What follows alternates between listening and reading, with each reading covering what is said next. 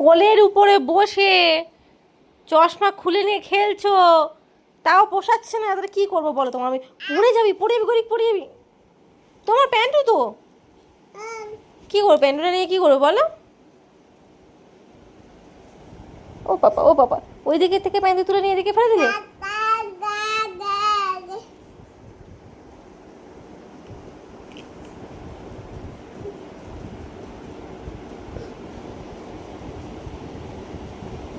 ওই প্যান্টুটা তো পড়ে আছে, ওটা তুললে হবে না তো। কি পড়ে গেছে? চশমা দিচ্ছি। তুলেছো? আচ্ছা ঠিক আছে। আবার পড়ে গেল, দেখেছো? আমি বললাম আমি তুলে দিচ্ছি ভালো করে। প্যান্টু কেউ খায়?